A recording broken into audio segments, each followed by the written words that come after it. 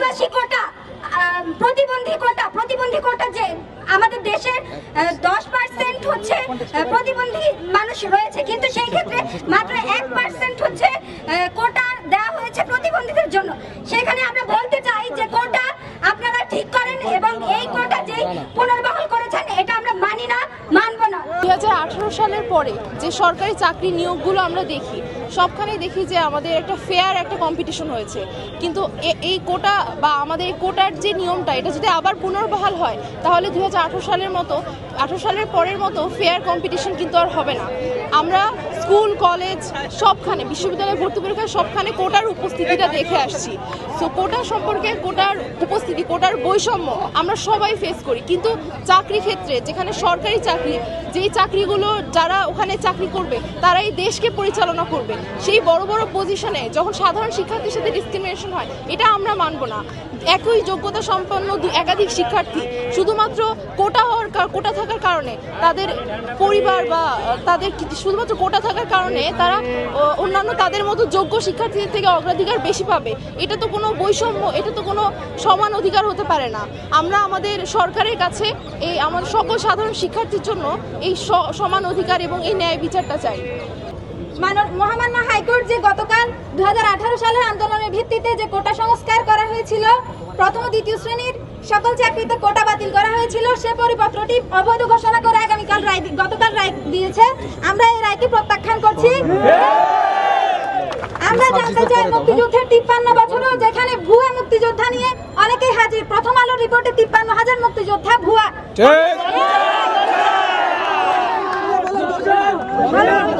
কিভাবে সেখানে 30% কোটা মুক্তিযোদ্ধার জন্য নির্ধারণ করা যেতে পারে? কোন যুক্তিতে দেশের 96% জনসংখ্যার জন্য কেবল 44% কোটা রেখে বাকি 2.5%-এর জন্য 56% কোটা রাখা যেতে পারে? কোন যুক্তিতে? আমরা জানতে চাই।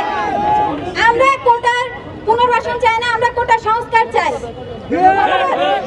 71 সালে মুক্তিযোদ্ধারা সাম্যের মূল মন্ত্রে উজ্জীবিত হয়ে সেই মহান মুক্তিযুদ্ধে তাদের আত্মত্যাগ করেছিল, তারা রক্ত দিয়েছিল, তারা সাম্যের বাংলাদেশ প্রতিষ্ঠা করতে চেয়েছে, তারা বৈষম্যের বাংলাদেশ প্রতিষ্ঠা করতে চায় না। 56% কোটা দেওয়া সুস্পষ্ট বৈষম্য, এটা মুক্তিযুদ্ধের চেতনা এবং আদর্শের পরিপন্থী কাজ। মুক্তিযুদ্ধের আদর্শের পরিপন্থী মুক্তিযোদ্ধাদের তাদের যে উদ্দেশ্য ছিল, মহৎ উদ্দেশ্য, সেই উদ্দেশ্যের প্রতি বৃদ্ধাঙ্গুলি প্রদর্শন করে কোটা পদ্ধতি চালু করার হাইকোর্টের রায়, এই রায় আমাদেরকে বিচলিত করেছে। আমরা খুবই হতাশাগ্রস্ত। সুতরাং আমরা বলতে চাই, কোটার যেই পুনর্বহাল সেটাকে আবার পুনর্বহাল করতে হবে। 18-তে আমরা ঢাকার রাজপথে, রাজশাহীর রাজপথে, চট্টগ্রামের রাজপথে রক্ত দিয়েছিলাম। প্রয়োজনে 24-এ আবার রাজপথে রক্ত দেওয়া হলেও একটি বৈষম্যহীন মুক্তিযুদ্ধের আদর্শের বাংলাদেশ গড়ে তুলব। বন্ধুগণ, প্রথার বিরুদ্ধে আজকে এই সমাবেশ করেছি। আজকে ঢাকা বিশ্ববিদ্যালয়ের বাইরে আরো যত বিশ্ববিদ্যালয় এবং বিভিন্ন শিক্ষা প্রতিষ্ঠান, তাদের শিক্ষার্থীরাও আজকে আমাদের সাথে মাঠে নেমেছে। আমার প্রশ্ন হচ্ছে, রাষ্ট্র কি কোনো প্রাইভেট প্রতিষ্ঠান? রাষ্ট্র যদি প্রাইভেট প্রতিষ্ঠান না হয় তাহলে একটা বিশেষ গোষ্ঠীর জন্য এত বেশি কোটা কোন হিসাবে যুক্তিযুক্ত হয়? আপনারা আমাকে বোঝাতে পারবেন? বাংলাদেশের পবিত্র সংবিধানের 29 নম্বর অনুচ্ছেদে সবার জন্য একদম সাম্যবাদী প্রক্রিয়ায় সবার চাকরির সুযোগ, এটা বলা আছে, সরকারি চাকরির সুযোগ। আজকে হাইকোর্টের যে সিদ্ধান্ত, সেটা কেন 29 নম্বর অনুচ্ছেদের বিরোধী হবে না সেটা আমি জানতে চাই। আমি প্রত্যেককে আহ্বান করব, আপনারা যারা শিক্ষার্থী আছেন সবাই নিজ নিজ জায়গা থেকে আপনারা এই কোটার বিরোধিতা করবেন এবং প্রয়োজনে রাজপথে নেমে সবকিছু বন্ধ করে দেবেন। আমি আমার সংক্ষিপ্ত বক্তব্য এখানেই শেষ করছি। এক দফা এক দাবি, বাতিল চাই, কোটা পদ্ধতির বাতিল চাই, কোটা পদ্ধতির বাতিল চাই। লড়ে যাচ্ছি আমাদের সিনিয়ররা 18 সালে এই কোটা প্রথার বিরুদ্ধে রাস্তায় রক্ত দিয়েছে বন্ধুগণ। আপনারা জানেন গতকাল হাইকোর্ট যখন 18 সালের পরিপত্রকে অবৈধ ঘোষণা করে, তারপরে ঢাকা বিশ্ববিদ্যালয়ের ছাত্ররা তাদের রায় গতকাল রাতেই জানিয়ে দিয়েছে বন্ধুগণ। গতকাল সন্ধ্যার পরে ঢাকা বিশ্ববিদ্যালয়ের শিক্ষার্থীরা তাৎক্ষণিক একটি বিক্ষোভ মিছিল এবং মানববন্ধনের মাধ্যমে রাষ্ট্রযন্ত্রকে জানিয়ে দিয়েছে আমাদের শিক্ষার্থীরা আসলে এই কোটা প্রথার বিরুদ্ধে বন্ধুগণ।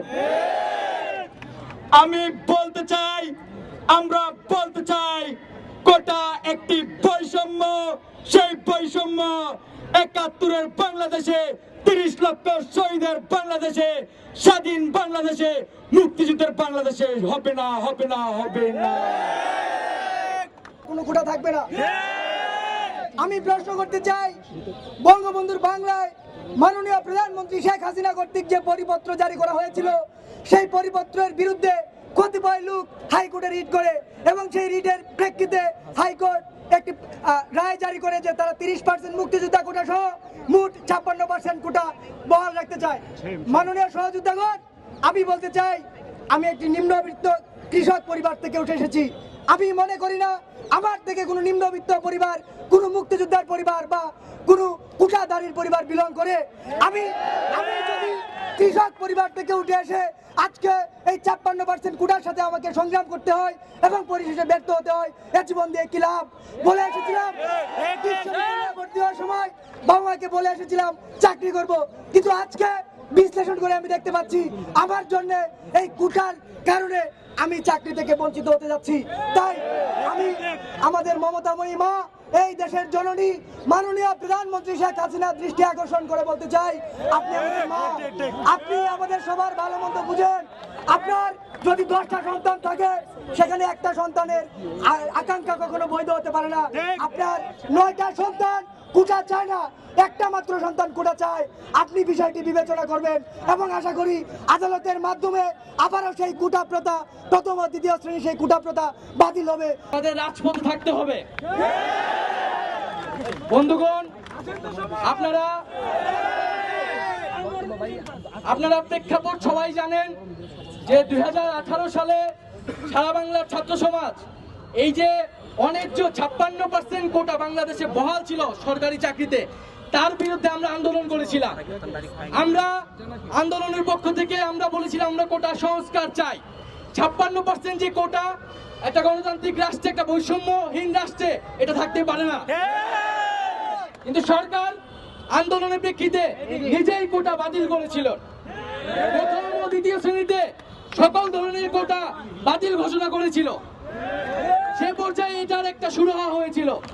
আজকে হঠাৎ করে কেন হাইকোর্ট এই ধরনের রায় দিয়েছে? আজকে হাইকোর্ট যে রায় দিয়েছে যে 18 সালে সরকার কর্তৃক যে পরিপত্র ঘোষণা করা হয়েছিল, সেই পরিপত্রকে হাইকোর্ট অবৈধ বলেছে। ফলত 56% এই কোটা কিন্তু আবার পুনরায় বহাল হচ্ছে। আমাদের যে আন্দোলন, সে আন্দোলন কিন্তু বৃথা যাচ্ছে। কিন্তু আমরা এটা হতে দিব না। আমরা স্পষ্টভাবে বলতে চাই যে কোটা নিয়ে যে কোনো সিদ্ধান্ত যদি আপনারা পুনর্বিবেচনা করতে চান, আগে 18-র যে পরিপত্র, সেই পরিপত্র বহাল রাখতে হবে। তারপরে সকল স্টেক হোল্ডারদের সাথে, ছাত্রদের সাথে কথা বলে যদি কোনো সিদ্ধান্ত নিতে চান, আপনারা নিবেন। তো আজকে আমাদের দাবি যে 18 সালে যে পরিপত্র ঘোষণা করা হয়েছিল, সেই পরিপত্রেই বহাল থাকতে হবে। হাইকোর্টের রায়কে আমরা মানি না এবং সরকারের প্রতি আমাদের আবেদন থাকবে যে তারা যাতে, যেহেতু নির্বাহী বিভাগ এটা ঘোষণা দিয়েছে, সরকারের পক্ষ থেকে যাতে এটা আপিল করা হয়। যদি সরকার পদক্ষেপ না নেয়, আমরা রাজপথ এবং আইনিভাবে দুইভাবেই আমরা কিন্তু আমাদের আন্দোলন। সুপ্রিম কোর্টের হাইকোর্ট ডিভিশনের একটি রিটের পরিপ্রেক্ষিতে সেই পরিপত্রটি অবৈধ ঘোষণা করা হয়। এই ঘোষণার মাধ্যমে আবার সরকারি চাকরির ক্ষেত্রে, নিয়োগের ক্ষেত্রে 56% কোটা বহাল হয়েছে, যেটা আমাদের মেধার সাথে যায় না। মেধার সাথে মেধার অবমূল্যায়ন করা হচ্ছে। বন্ধুগণ, স্বাধীনতা অর্জনের চেয়ে স্বাধীনতা রক্ষা করা কঠিন। আমরা একটি বৈষম্যহীন শোষণমুক্ত সমাজ প্রতিষ্ঠা করতে চাই। আমরা এই জন্য মেধাভিত্তিক সমাজ প্রতিষ্ঠা করতে চাই এবং মেধার প্রায়োরিটিকে বিবেচনা করার জন্য আহ্বান জানাচ্ছি। ৪৫% মানুষের জন্য ৭০ থেকে ৭৫% বিভিন্ন ক্ষেত্রে কোটা থাকতো। সবচেয়ে বড় কথা, তাদের যতটুকু সুবিধা পাওয়ার কথা ছিল তারা তার চেয়ে দ্বিগুণ পেত। এটা আমাদের কাছে অন্যায়ের, বৈষম্যের, নির্যাতনের চরম মাত্রা অতিক্রম করেছিল। কিন্তু এবার ২০২৪ সালে দাঁড়িয়ে দেখুন, ২ থেকে ৩% মানুষের জন্য আজকে কিভাবে ৫৬% কোটা বরাদ্দ করা হয়। এই যে অন্যায়, এই যে নির্যাতন, এই যে নির্লজ্জতা, এটা সেই পাকিস্তান আমলকেও ছাড়িয়ে যায়। আপনারা লক্ষ্য করুন, কোটা কাদের জন্য প্রয়োজন? যারা এই বাংলাদেশে থেকে আজকে কোনো না কোনো কারণে তাদের যে সুবিধাটুকু পাওয়ার সেটুকু পাচ্ছে না। যেমন হতে পারত কোনো প্রতিবন্ধী কিংবা আমার ওই পাহাড়ের কোন নৃতাত্ত্বিক ভাই বোন। কিন্তু আজকে কি করা হচ্ছে? যারা জন্মসূত্রে কোটা প্রাপ্ত, যারা স্কুলে কোটা পায়, কলেজে কোটা পায়, বিশ্ববিদ্যালয়ে কোটা পায়, তাদেরকে সারা জীবন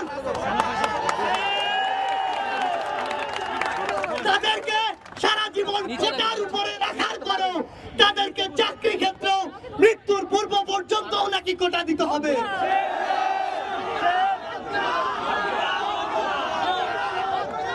বঙ্গবন্ধুর বাংলায় স্বাধীনতার ৫৩ বছর পরে এই বৈষম্য আমরা কোনোদিন মেনে নিতে পারি না।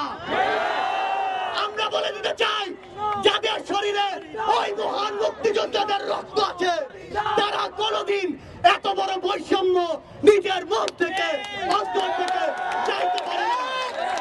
তাই বলতে চাই, এই বাংলাদেশকে যদি এগিয়ে নিয়ে যেতে চায়, তাহলে সবার জন্য সমতা থাকতে হবে, লেভেল প্লেইং ফিল্ড থাকতে হবে।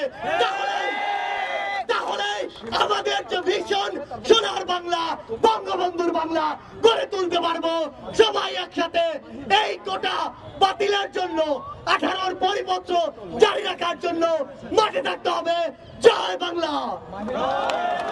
সেই পরিকল্পনা করব এবং আমরা উচ্চতর মহলের কাছে আজকে আমাদের প্রাথমিক প্রতিক্রিয়া ব্যক্ত করলাম যে আমরা সেই যে 18 পরিপত্র, সেই পরিপত্রে ফিরে যেতে হবে এবং এর অন্যথা কোনো কিছু হলে ছাত্র সমাজ রাজপথে থাকবে।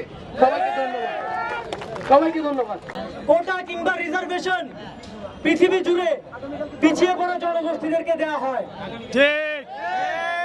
1971 সালে সাম্য, মানবিক মর্যাদা, সামাজিক সুবিচার প্রতিষ্ঠার লক্ষ্যকে সামনে নিয়ে যে 30 লক্ষ শহীদ, যেই মুক্তিযোদ্ধারা তাদের অঙ্গ প্রত্যঙ্গ হানি করেছেন, গুলি খেয়েছেন, তারা সাম্য ও সামাজিক সুবিচার, মানবিক মর্যাদা প্রতিষ্ঠা করতে চেয়েছিলেন। কোটা প্রথার মাধ্যমে তাদেরকে সুবিধা বঞ্চিত সমাজের পিছিয়ে পড়া জনগোষ্ঠী হিসেবে অপমান করা হচ্ছে বলে আমরা মনে করি।